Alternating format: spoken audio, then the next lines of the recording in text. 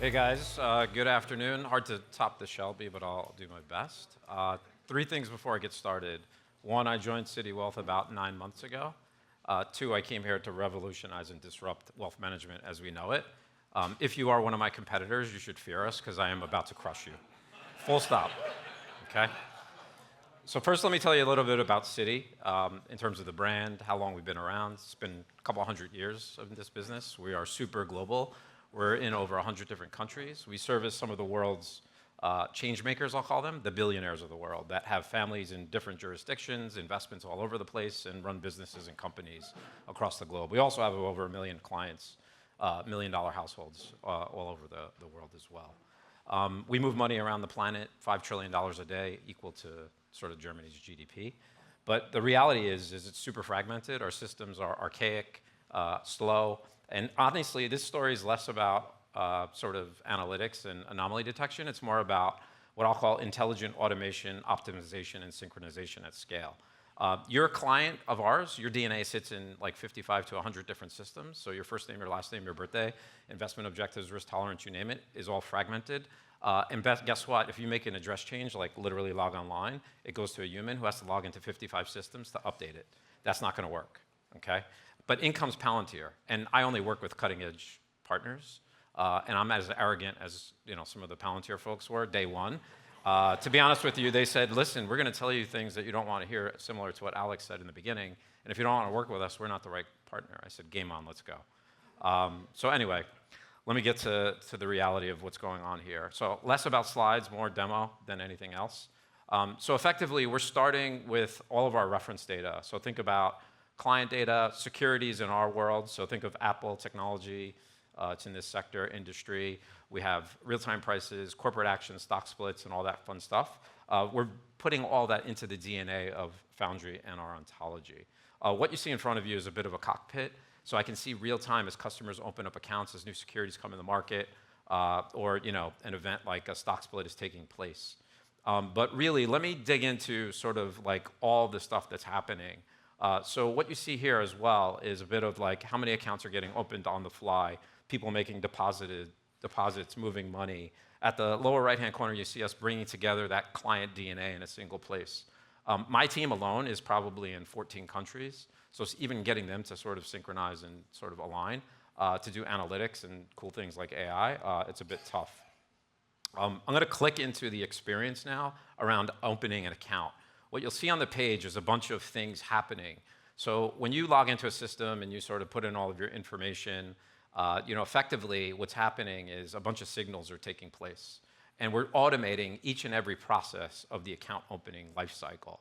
But today, that's manual humans going in to system by system by system. I'll show you a deeper example in a second. Imagine you're that client and you come online, you upload your passport, you fill out like the 7 questions. It comes to a person. Well, behind the scenes, a couple things. One, we have to validate your address to make sure it's a legal address. And in the US, we might have to send it to a database. Palantir is actually shooting and streaming events real time and then coming back and saying yes. It's also streaming events to our KYC systems to make sure this isn't like a terrorist known location or something or other. It's also then invoking potentially a DocuSign to actually send out to the client systematically, so when the client signals back, it comes back. And it's lifting the data off the passport in 100 different countries all across the globe. So this sort of process would take like 9 days. Now it takes like seconds, so it's pretty instantaneous. And that's just one example. Let me show you a little bit more. I'm now going to show you sort of the end-to-end process going across the top. What you'll see is a bunch of activities. So you see 1 through 8.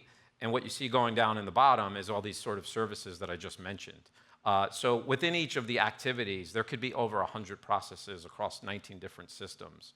So the green checks means, hey, it's processing real time. And anytime there's sort of an issue, maybe the passport didn't get read correctly, or maybe the person's waiting on, clicking on the DocuSign, we're sort of getting alerted and ultimately until when it's complete.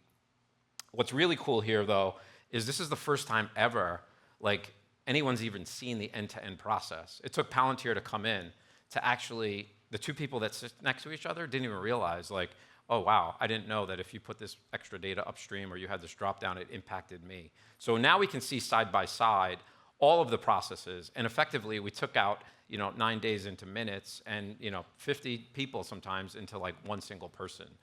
We've replaced pretty much all the makers. We still have some checkers. But this automation at scale, we're looking at every single workflow possible. And this allows us to build even new sort of capabilities and new online services. What you see here, we call it the GFCM. It's our Global Federated Client Master. So think of that as my DNA. All the things I just said, first name, last name, birthday, investment objectives, risk tolerance, we're deeply integrated into all of our systems. Think of this like iCloud with your iPhone. It's the easiest analogy, right? So you log in, you have your iPhone, you have an iPad, you have a MacBook, you go on vacation, and maybe you log into some third-party iCloud. You make one change. This thing synchronizes it all. And guess what? Some of these old-school systems, it's like, hey, this many characters it only can handle, blah, blah, blah, blah, blah. Well, Palantir orchestrates that entire synchronization process, which is pretty slick. So for us, having people go through system by system is, gone, and those days are over. And as of, Palantir synchronizing it is the cool thing here. Let me show you a little bit more about how we bring this data together in depth, because it's pretty complicated, given that we're in 100 countries. And if you're that family that has global DNA and your kids have an account with us in the US and you have a family office in Singapore, we're bringing it together. What's really cool on the right-hand side is the power that I can now bring. So if you think about a financial advisor who has 1,000 clients, how do I know that you have Facebook that's downgraded, a bond maturing, a CD coming due, it's your birthday, and guess what, you live in California, maybe there's a wildfire going on.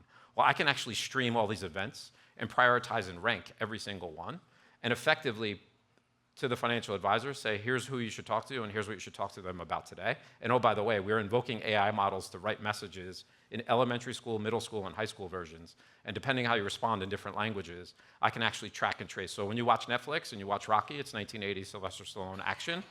It learns, and maybe it's Rocky 2, or maybe it's Rambo, maybe not. But effectively, I know what to serve you up less and what not to serve you. So over on the right, you'll see a bunch of next best actions for an individual client as an example. These processes, to be honest with you, have allowed us to decrease speed to market by at least 90% when it comes to sort of onboarding accounts, doing KYC checks, bringing new securities into the marketplace. It's reduced massive friction in the system, in the ecosystem there. I'm taking us from defense and broken Band-Aids, bubblegum, and duct tape to offense, and how do we use this data to inform our advisors and make them go faster. It's like Superman or Superwoman. I'm just giving them a cape to actually know what to talk to their clients about. So like I said, and like Alex said, I came to dominate, crush, and annihilate. So if you're JP Morgan, Merrill Lynch, Morgan Stanley, sorry.